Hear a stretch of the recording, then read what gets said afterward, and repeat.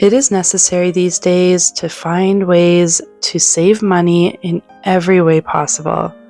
Things have gotten so tight.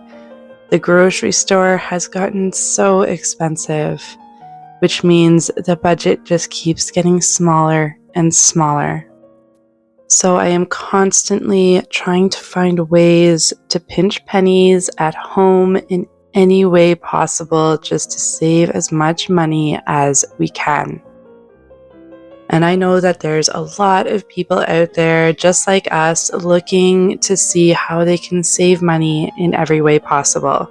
So I am going to share with you today what I do to help save my family money during the week. I love to make my family homemade bread. This bread is so delicious and so cheap.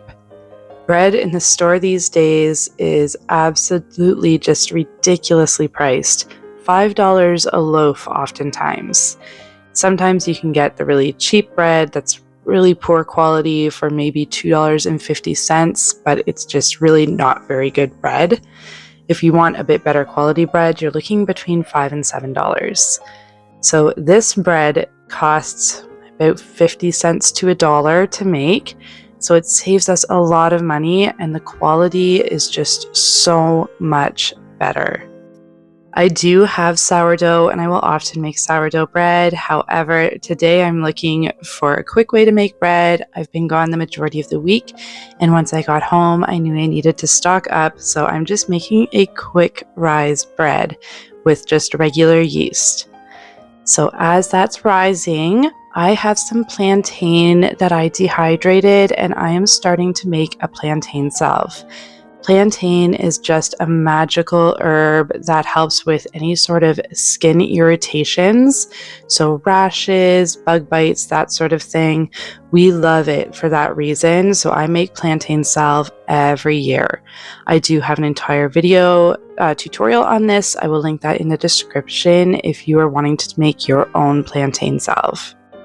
You may think that this does not save money, and maybe that's true for some people if they don't get a lot of skin irritations. My daughter does have sensitive skin though, so we do use it quite frequently, and it's all natural, and it's not like we're going out for a hydrocortisone cream or things like that, which can be pretty expensive. So this is just a natural way to help look after our skin instead of taking more extreme antibiotics or hydrocortisone creams or things like that. I recently ran out of vanilla and I decided to make my own. All of the vanilla that I find in stores is from the United States, which is fine, but I am in Canada and those lovely tariffs do take effect. So I decided to buy some vanilla beans from a Canadian supplier and make my own. This vanilla is also just a lot more high quality, and I can also use it as gifts come Christmas. So I am taking those vanilla beans, I am slicing them open just to help them to release their flavor, and I am getting them in a bottle, and I'm going to pour some vodka in there. It does not have to be expensive vodka, it's just a cheap vodka that I found. And I'm going to get it in there, and it is going to rest in there for at least 6 months so that those vanilla beans can release their flavor into the alcohol and create a natural vanilla extract. This way I will have homemade vanilla for all of my Christmas baking. I do the majority of our baking for our snacks. Snacks from the store can be incredibly expensive. I did an entire video of how much baking can save you. I will link that in the description box for you if you're curious to see how much baking homemade goods can save you in the long run instead of buying them at the grocery store. This week, my kids requested a lemon loaf. So funny story about the lemon loaf is that for the local fair, I had decided to make a lemon loaf and put it into the fair, and they only needed half the lemon loaf, so I kept it at home, and my kids fell in love with it. They absolutely loved this lemon loaf, and I had never made a lemon loaf before, so this was a first for us, but they loved that lemon loaf, and it ended up getting second place in the fair as well, which was pretty awesome. So they have been asking me ever since to make another lemon loaf. So I had some lemons left in my fridge and I decided that's what we were going to do with them. Once a week, I'll make snacks or desserts, just things that my kids can munch on during the week besides fresh fruit and vegetables from the garden, because that is another way that we do save a decent amount, is that we have fruit trees and a garden in our backyard and we grow as much as we possibly can. And that way we have lots of fresh fruit and veggies for the kids to munch on. But it's nice for them to have a sweet treat every now and again, so I don't mind baking loaves or muffins or cookies. It depends on the week and what we're all feeling like. But this week it was a lemon loaf. For this loaf, I used 1.5 cups of all-purpose flour, 1.5 teaspoons of baking powder, 1/4 teaspoon of salt, and in a separate bowl, we mixed together 1/2 cup of butter. Now you're supposed to use 1/4 cup of oil, but I had actually used all of my oil in my Plantain Salve, so I used 3/4 cup of butter, 3/4 cup of sugar, 2 tablespoons lemon zest, 2 large eggs, 1/2 cup warm milk, and 2 tablespoons of lemon juice. And you can see that I'm spraying my daughter while I'm squeezing this lemon. Can't say you baked without a little bit of mess, but yeah, I got her quite a few times with this lemon juice.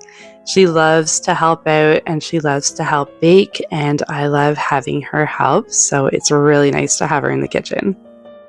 Once those wet ingredients are all mixed up, I go ahead and we add in our dry ingredients and we will mix them all together.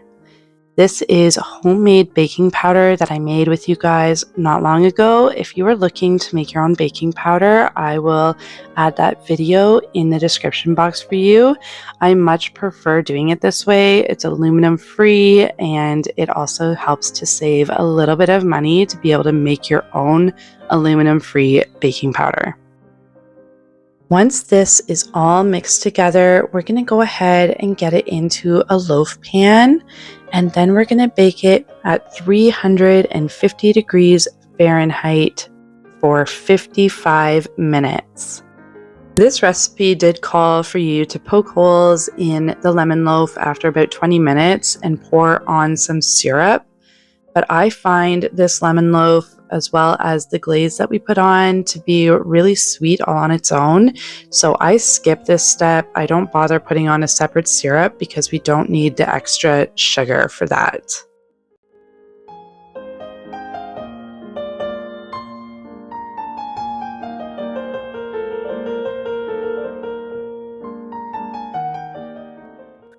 Well, that is baking. My bread has risen and I have doubled this recipe so that I am able to make 2 loaves, because we do go through about 2 loaves of this per week, especially in the summer when we're having a lot of sandwiches because it has just been so very hot out. Thankfully, the heat wave has broken in the last couple of days and I am able to bake without heating up the house incredibly so. So I split this dough in 2 and I get it into 2 separate loaf pans, and I'm just going to let it rise for another hour. And while I'm doing that, I'm going to go ahead and get this lemon glaze ready for the lemon loaf. I am using 3/4 cup of icing sugar and 1.5 tablespoons of fresh lemon juice. If you want your lemon loaf to be less sugary, then you could certainly leave off this glaze and that lemon loaf would be lovely just on its own. This glaze does definitely add more of a dessert feel to this loaf though. And this time my son decided he wanted to help out. I think anything with icing or whipped cream brings him in like moths to a flame. So he decided to come in and help spread that icing all over this loaf. He is the one that absolutely loves this loaf the most, so he enjoyed helping out. And I love having his help in the kitchen as well. It's great to have both my kids learning how to cook and bake, so I will welcome them in at any point just to help out so that they can learn. If you are looking for more content from me, I also have an Instagram page called Strawberry Moon Home. I will have that link for you in the description box. You can go over there and check it out. I also have a Patreon page where I post some content not seen here. It's exclusive content with video tutorials. So if you're interested in that, go on over to Patreon. I will link it in the description box for you. I find to save money at home, being able to make a lot of the stuff that we would normally buy at the store at home is the way to save a lot of money. You may not think that it saves money at first, but over the long run, it really does add up. So I try to make as much as we can at home to save every penny that we can. Unfortunately, I kind of got distracted while my bread was rising, and it rose just a little bit more than I would like it to. It got really big and they ended up sticking together, so I had to cut them apart. But I got them in the oven at 350 for 20 minutes and they will cook until brown. Because it has been so hot lately and because it is summer and we're doing beach days and hiking days, I am making sure that we have food available for good sandwiches. We kind of get tired of PB&Js, so I do want a bit of a variation. So I am going to take this chicken, I'm going to roast it and shred the chicken, and that way it's available for chicken sandwiches or chicken salad sandwiches. This is just a tiny chicken, so it will be good for the week, maybe less than a week, for a few days of sandwiches for the family. So I roasted this with some paprika, some salt, and some garlic, and it turned it out really tasty. In the meantime, my bread had risen so high that when I put it in the oven, it kind of flopped over, which I thought was a little funny, but my son really enjoyed eating that little piece of bread off the side there. So to go along with the chicken salad sandwiches, I am also going to hard boil eggs for egg salad sandwiches. I do not want to be caught out after the beach or a long hike or things like that, and we're hungry and wanting to go get takeout. So I make sure that we always have food because any sort of takeout is so expensive. So I'm making sure that we have those hard-boiled eggs as well as that chicken salad sandwich so we can have good, hearty sandwiches while we're out. If you're looking for more ways to save money at home, make sure you check out the playlist that I have linked here, as I have a lot of ideas to help you save as much money as possible. Thanks for joining me, and I'll see you next time.